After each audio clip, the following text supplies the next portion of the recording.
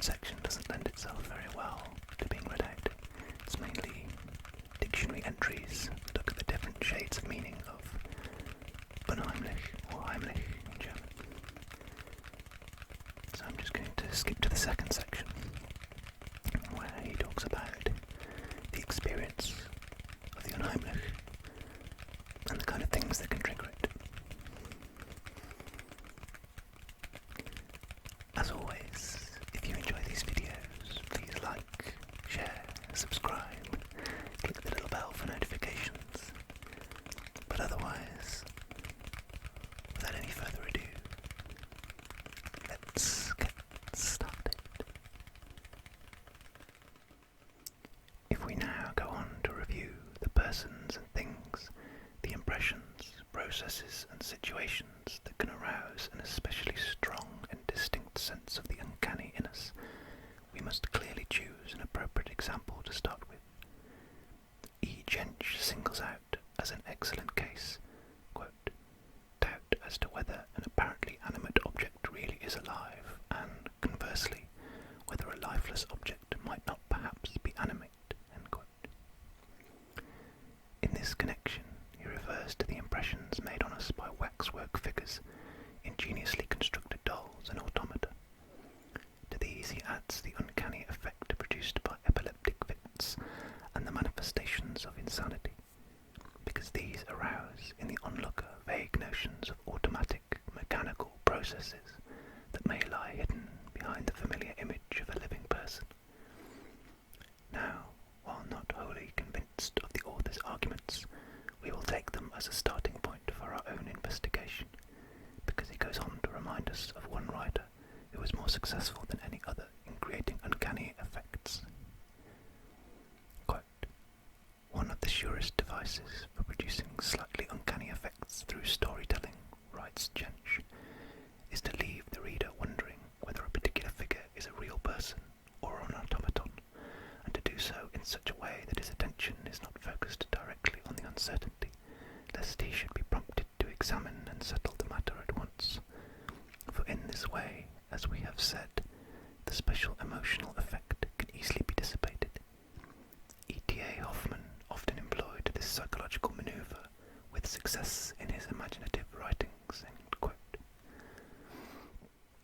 His observation, which is undoubtedly correct, refers in particular to Hoffmann's story, The Sandman, one of the Night Pieces, volume 3 of Hoffmann's Gesammelte Werke in Grisebach's edition, from which the doll Olympia found her way into the first act of Offenbach's opera, The Tales of Hoffmann.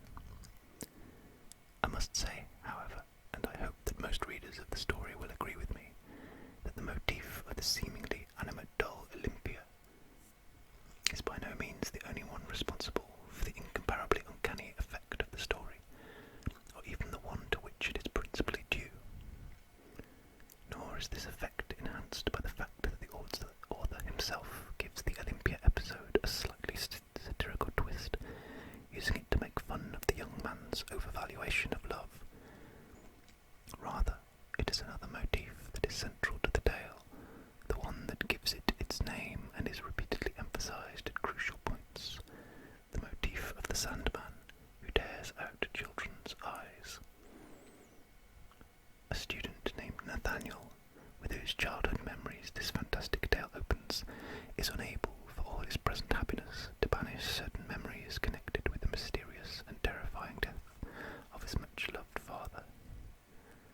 On certain evenings his mother would send the children to bed early with the warning, "The Sandman is coming," and sure enough, on each such occasion the boy would hear the heavy tread of a visitor, with whom his father would then spend the whole evening.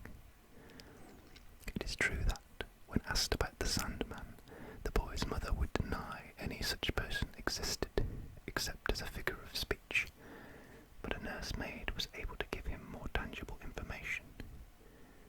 He is a bad man who comes to children when they won't go to bed and throws a handful of sand in their eyes so that their eyes jump out of their heads, all bleeding.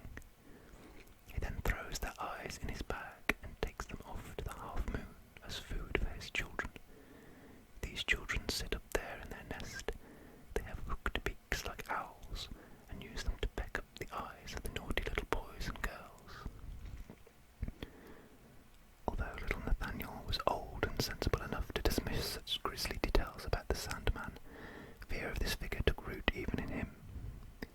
resolved to find out what the Sandman looked like, and one evening, when another visitation was due, he hid in his father's study.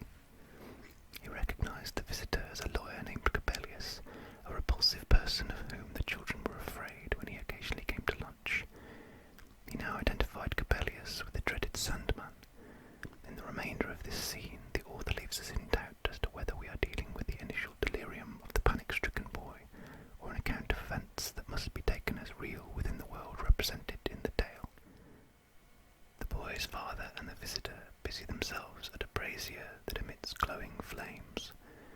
Hearing Coppelius shout, "Eyes here, eyes here," the little eavesdropper lets out a scream and reveals his presence. Coppelius seizes him and is about to drop red-hot grains of coal in his eyes and then throw these into the brazier. The father begs him to spare his son's eyes. This experience ends with the boy falling into a deep swoon, followed by a long illness. Whoever favours a rationalistic interpretation of the Sandman is bound to ascribe the child's fantasy to the continuing influence of the nursemaid's account. Instead of grains of sand, red-hot grains of coal are to be thrown into the child's eyes, but in either case the purpose is to make them jump out of his head. A year later, during another visit by the Sandman, the father is killed by an explosion in his study, and the lawyer Coppelius disappears from the town without trace. Later, as a student, Nathaniel thinks he recognizes this fearful figure from his childhood in the person of Giuseppe Coppola, an itinerant Italian optician who hawks weather glasses in the university town.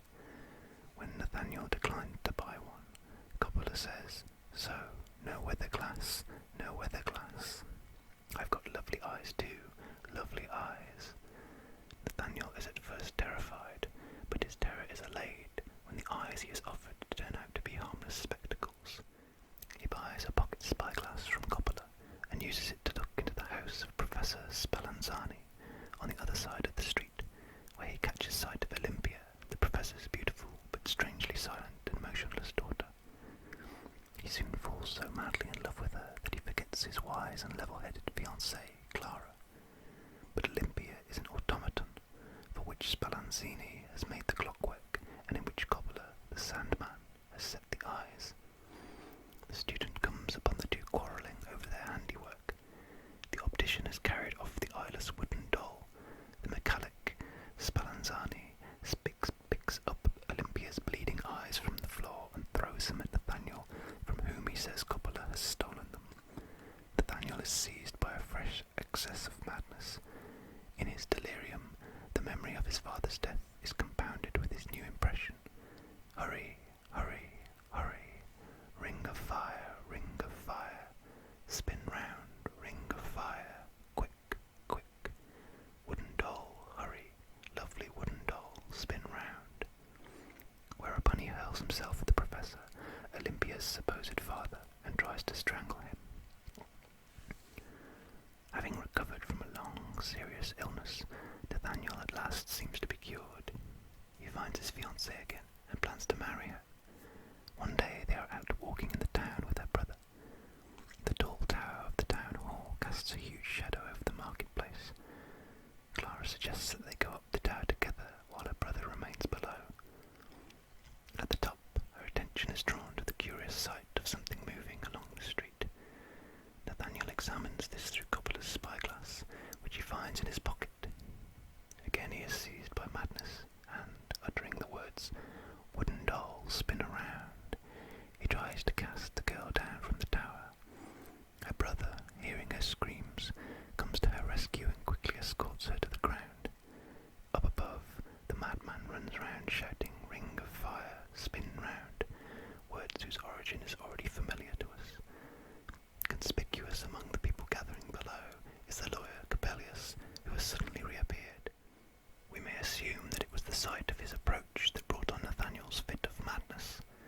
Some of the crowd want to go up the tower and overpower the madman, but Coppelius says laughingly, "Just wait, he'll come down by himself."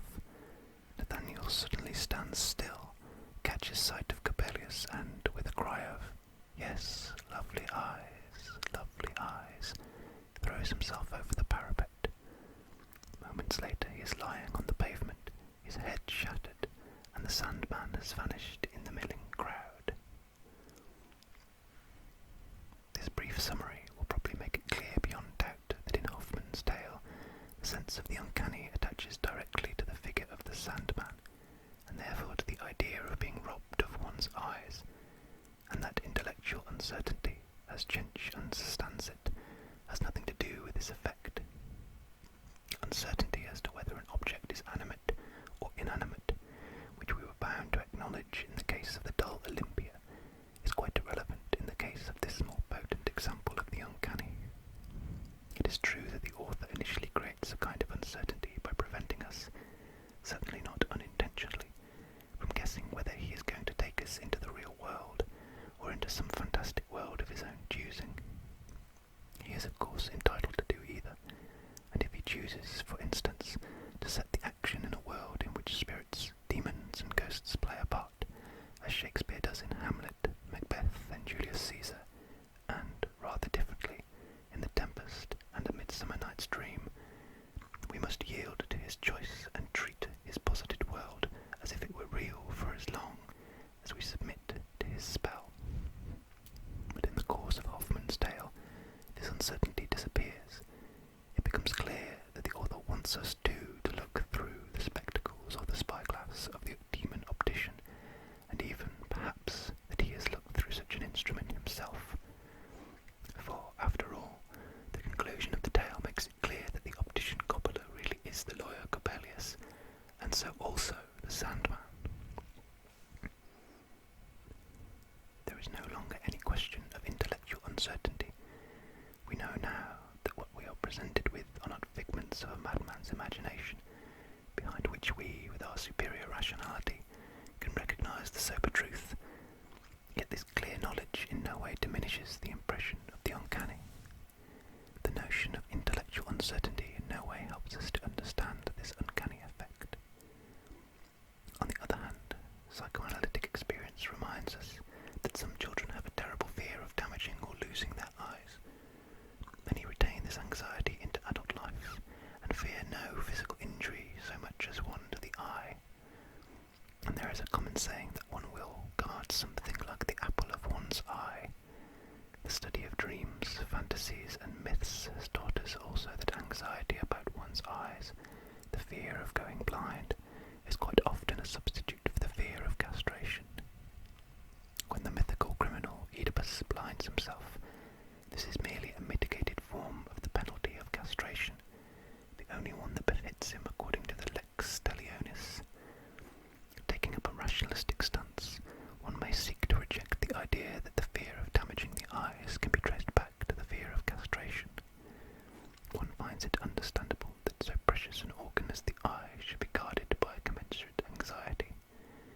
Indeed, one can go further and claim that no deeper mystery and no other significance lie behind the fear of castration.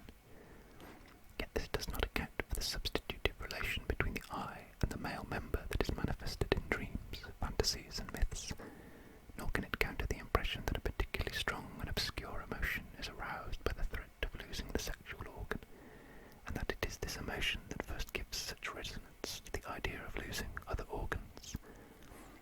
Any remaining doubt vanishes once one has learned the details of the castration complex from analyses of neurotic patients, and realised what an immense part it plays in their mental life.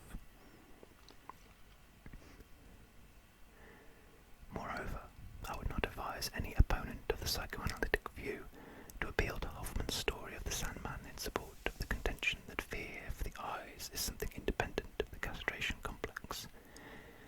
For why is this fear for the eyes so closely linked here with the death of the father? Why does the Sandman always appear as a disruptor of love? He estranges the unfortunate student from his fiancée and from her brother, his best friend. He destroys the second object of his love, the beautiful doll Olympia, and even drives him to suicide just when he has won back his fiancée and the two are about to be happily united. These and many other features of the tale appear arbitrary and meaningless if one rejects the relation between fear for the eyes and fear of castration, but they become meaningful as soon as the Sandman is replaced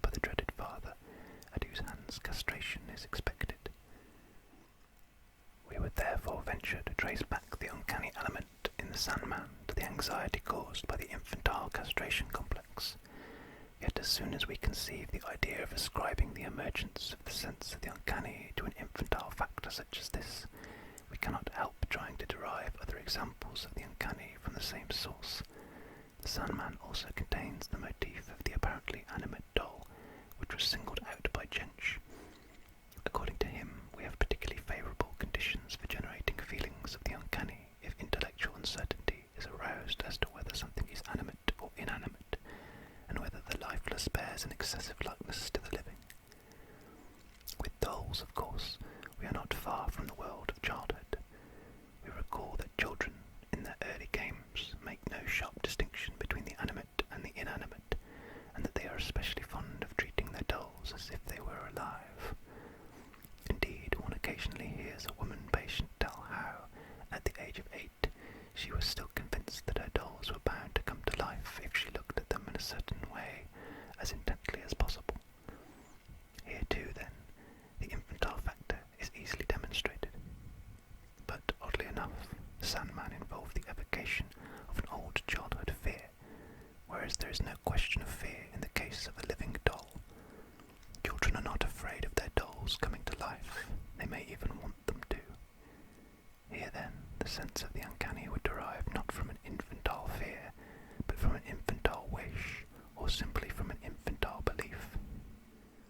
This sounds like a contradiction, but possibly it's just a complication, which may further our understanding later on. E.T.A. Hoffmann is the unrivaled master of the uncanny in literature.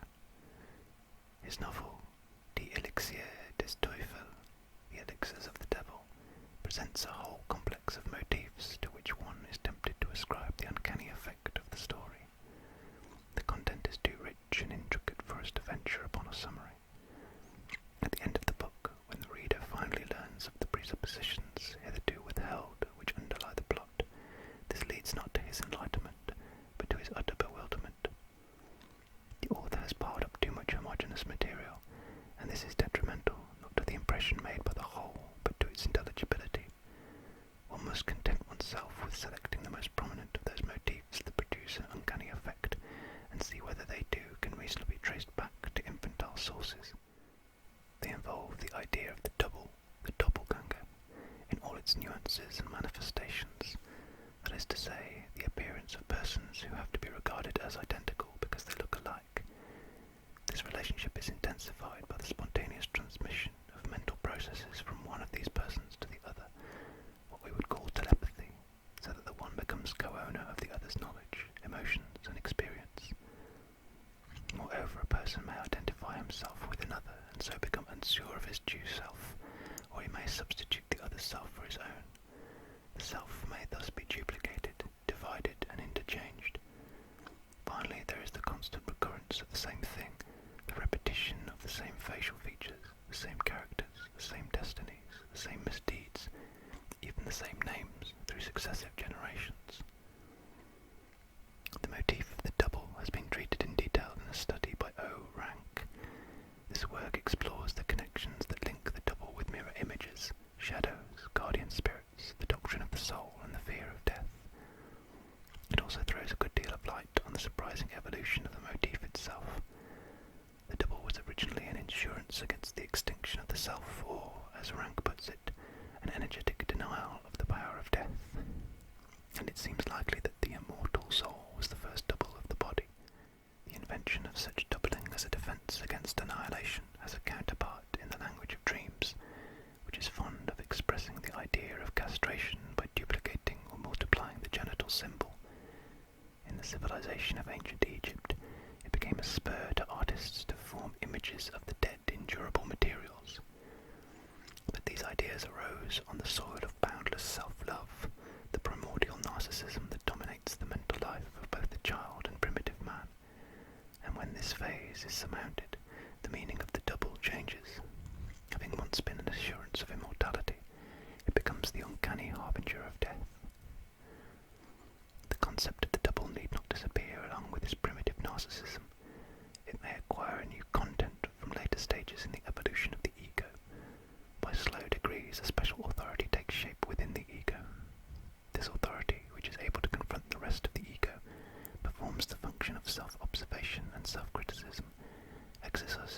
exercises a kind of psychical censorship, and so becomes what we know as the conscience. In the pathological case of delusions of observation, it becomes isolated, split off from the ego, and discernible to the clinician. The existence of such an authority, which can treat the rest of the ego as an object, the fact that, in other words, man is capable of self-observation, makes it possible to imbue the old idea of the double with a new content and attribute a number of features to it, above all those which, in the light of self-criticism, seem to belong to the old, superannuated narcissism of primitive times. Yet it is not only this content which is objectionable to self-criticism that can be embodied in the figure of the double. In addition, there are all the possibilities which, had they been realized, might have shaped our destiny, and to which our imagination still clings, in the strivings of the ego that were frustrated by adverse circumstances, all the suppressed acts of volition that fostered the illusion of free will. However, after considering the manifest motivation behind the figure of the double, we have to own that none of this helps us understand the extraordinary degree of uncanniness that attaches to it, and we may add, drawing upon our knowledge of pathological mental processes, that none of this content could explain the defensive urge that ejects it from the ego as something alien. Its uncanny quality can surely derive only from the fact that the double is a creation that belongs to a primitive phase in our mental development, a phase that we have surmounted, in which it admittedly had a more benign significance. The double has become an object of terror, just as the gods become demons after the collapse of their cult, a theme that Heine treats in Digota im Exil, the gods in exile. The other disturbances of the ego that Hoffman exploits in his writings are easy to judge in accordance with the patterns set by the motif of the double. They involve a harking back to single phases in the evolution of the sense of self, a regression to times when the ego had not yet clearly set itself off against the world outside and from others. I believe that these motifs are partly responsible for the impression of the uncanny, though it is not easy to isolate and specify the share they have in it. The factor of the repetition of the same thing will perhaps not be acknowledged by everyone as the source of the sense of the uncanny.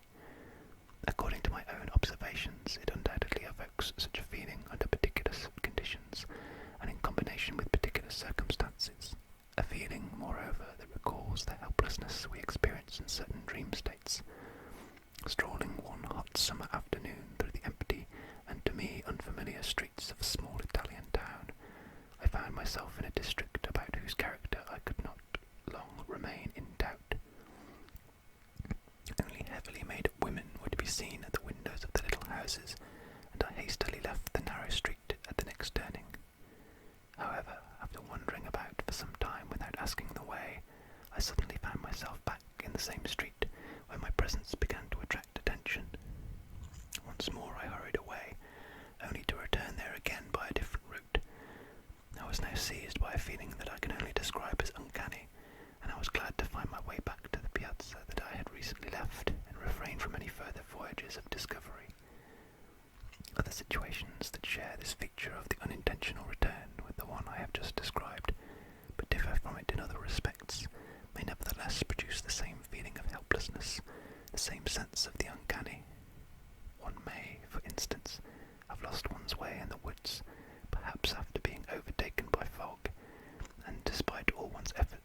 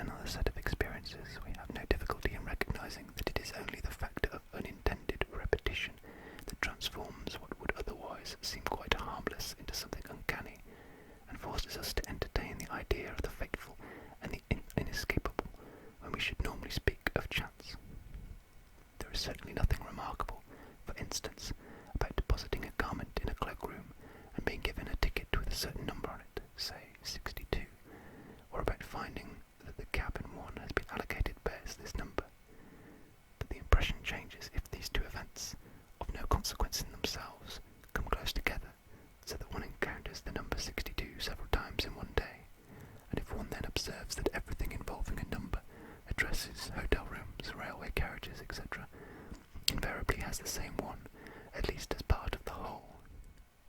We find this uncanny, and anyone who is not steeled against the lure of superstition will be inclined to accord a significance to the persistent recurrence of this one number, to see it, for instance, as a pointer to his allotted lifespan.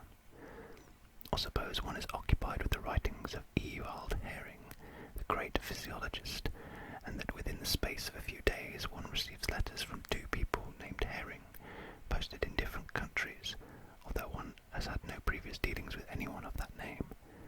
An ingenious scientist has recently sought to show that such occurrences are subject to certain laws, which would necessarily remove the impression of the uncanny. I will not venture to pronounce on whether he has succeeded. How the uncanny element in the recurrence of the same thing can be derived from infantile psychology is a question that I can only touch upon here.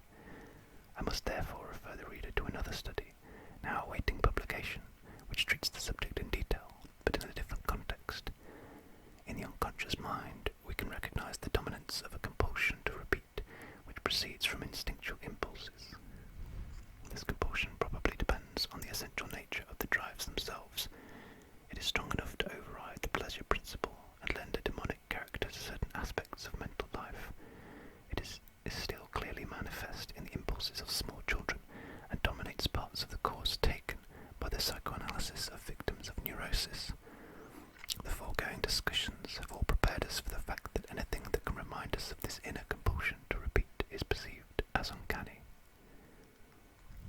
By now, I think it is time to turn away from these relationships, which are in any case difficult to pass judgment on, and seek out unequivocal cases of the uncanny, which may be expected, once analysed, to determine the validity of our hypothesis once and for all.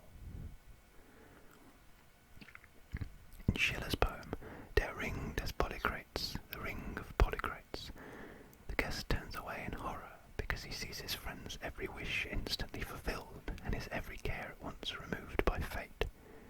His host has become uncanny. The reason he himself gives, that whoever is excessively fortunate must fear the envy of the gods, still seems obscure to us, its meaning being veiled in mythology. So let us take an example from a much simpler setting. In the case history of a patient suffering from obsessional neurosis, I recorded that he had once visited a hydropathic institution and found that his health improved greatly. However, he was sensible enough to attribute his improvement not to the healing properties of the water, but to the location of his room, which was next to the office of the very kind nurse. So, on returning for a second visit, he asked for the same room, only to be told that it was already occupied by an old gentleman, whereupon he gave vent to his annoyance with the words, "Then he should be struck dead." A fortnight later the old gentleman did suffer a stroke.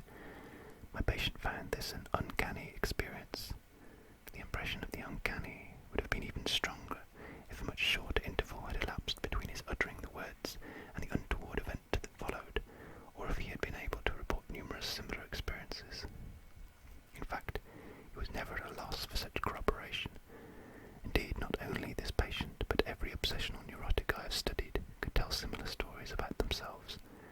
They were not at all surprised when, perhaps after a long interval, they ran into someone about whom they had only just been thinking. They would regularly get a letter by the morning post from a friend of whom they had said, only the night before, "He has not been heard of for ages." In particular, accidents and deaths rarely happened without having flitted through their minds a short while before. They would describe this phenomenon in the most modest terms, claiming to have presentiments that usually came true.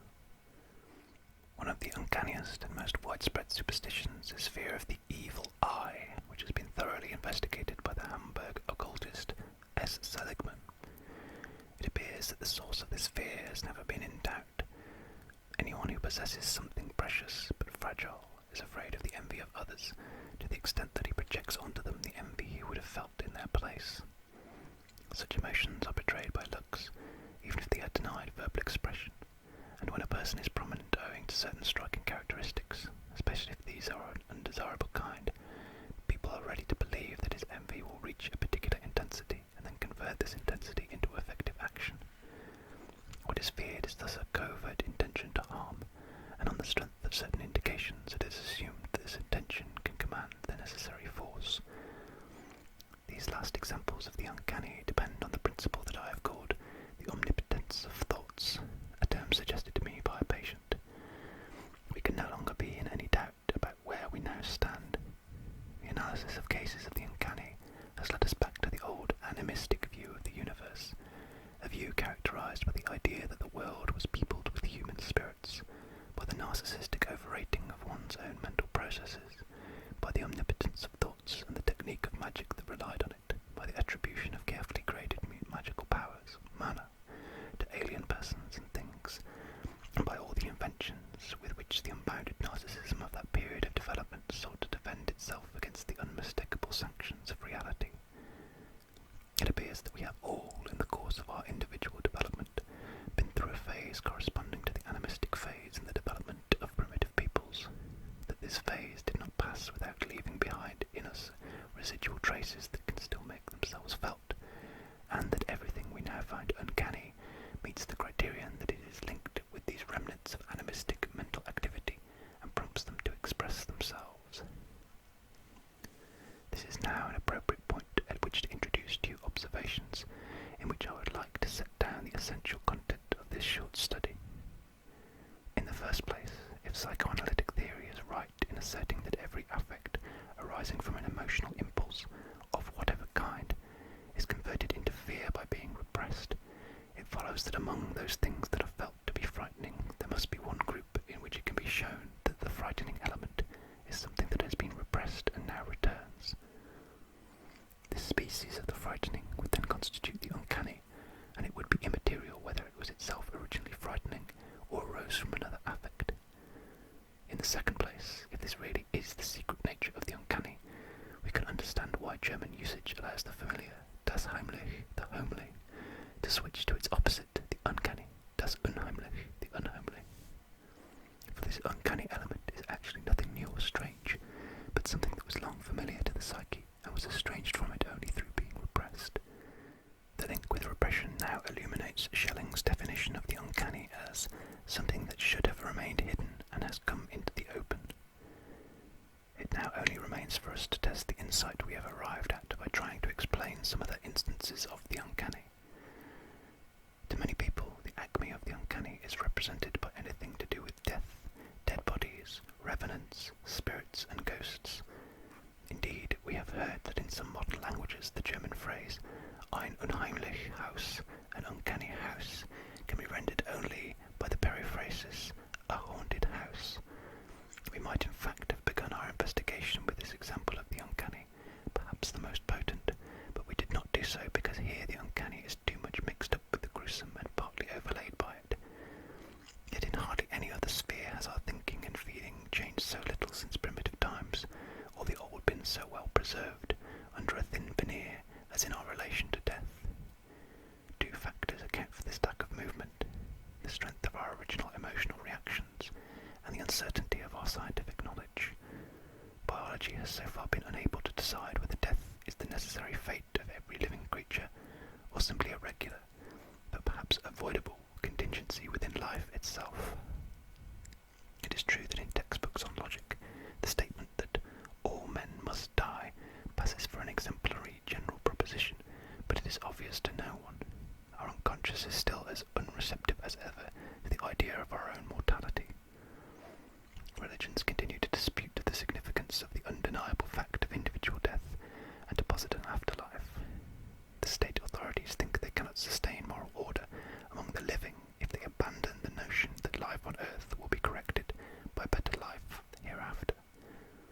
Placards in our big cities advertise lectures that are meant to instruct us in how to make contact with the souls of the departed, and there is no denying that some of the finest minds and sharpest thinkers among our men of science have concluded, especially towards the end of their own lives, that there is ample opportunity for such contact. Since nearly all of us still think no differently from savages on this subject, it is not surprising that the primitive fear of the dead is still so potent in us and ready to manifest itself if given any encouragement.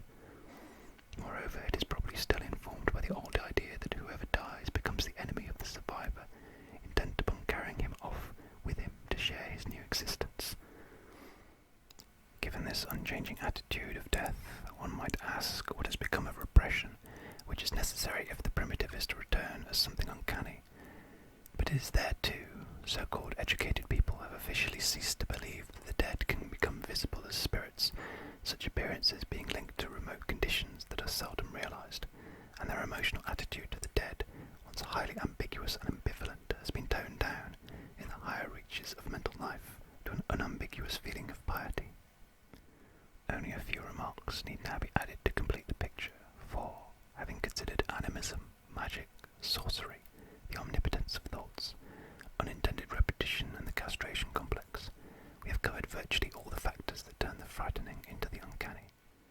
We can also call a living person uncanny, that is to say, when we credit him with evil intent. But this alone is not enough. It must be added that this intent to harm us is realized with the help of special powers. A good example of this is the Gettadori, the uncanny figure of Romance superstition, whom Albrecht Schaeffer, in his novel Joseph Montfort, has turned into an attractive figure by employing poetic intuition and profound psychoanalytic understanding. Yet with these secret powers we are back once more in the realm of animism. In Goethe's Faust, the pious Gretchen's intuition that Mephisto has such hidden powers is what makes him seem so uncanny. Quote, "She feels that I am quite certainly a genius, perhaps indeed the very devil." Unquote. The uncanny effect of epilepsy or madness has the same origin. Here the layman sees a manifestation of forces that he did not suspect in a fellow human being, but whose stirrings he can dimly perceive in remote corners of his own personality. The Middle Ages attributed all these manifestations of sickness consistently and psychologically almost correctly to the influence of demons. Indeed, it would not surprise me to hear that psychoanalysis, which seeks to uncover these secret forces, had for this reason itself come to seem uncanny to many people. In one case, when I had succeeded, though not very quickly, in restoring a girl to health after many years of sickness, I heard this myself from the girl's mother long after her recovery. Severed limbs, a severed head, a hand detached from the arm, as in a fairy tale by Hauff, feet that dance by themselves, as in a novel by A. Schaeffer mentioned above. All of these have something highly uncanny about them, especially when they are credited, as in the last instance, with independent activity. We already know that this species of the uncanny stems from its proximity to the castration complex. Some would award the crown of the uncanny to the idea of being buried alive, only apparently dead. However, psychoanalysis has taught us that this terrifying fantasy is merely a variant of another, which was originally not at all frightening, but relied on a certain lasciviousness. This was the fantasy of living in the womb. Let us add something of a general nature, which is, strictly speaking, already contained in what we have previously said about animism and the superannuated workings of our mental apparatus, but seems to call for special emphasis. This is the fact that an uncanny effect often arises when the boundary between fantasy and reality is blurred, when we are faced with the reality of something that we have until now considered imaginary, when a symbol takes on the full function and significance of what it symbolizes, and so forth.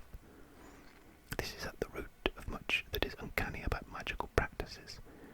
The infantile element about this, which also dominates the mental life of neurotics, is the excessive stress that is laid on psychical reality as opposed to material reality, a feature that is close to the omnipotence of thoughts.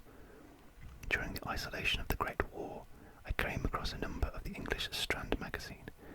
In it, among a number of fairly pointless contributions, I read a story about a young couple who move into a furnished flat in which there is a curiously shaped table with crocodiles carved in the wood. Towards evening the flat is regularly pervaded by an unbearable and highly characteristic smell, and in the dark the tenants stumble over things and fancy they see something undefinable gliding over the stairs. In short, one is led to surmise that, owing to the presence of this table, the house is haunted by ghostly crocodiles, or that the wooden monsters come to life in the dark, or something of the sort. It was a quite naive story, but its effect was extraordinarily uncanny.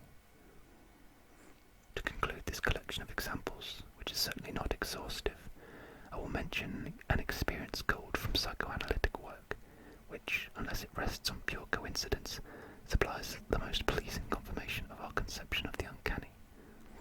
It often happens that neurotic men state that to them there is something uncanny about the female genitals, but what they find uncanny, unhomely, is actually the entrance to man's old home, the place where everyone once lived. A jocular saying has it that love is a longing for home, and if someone dreams of a certain place or a certain landscape and, while dreaming, thinks to himself, "I know this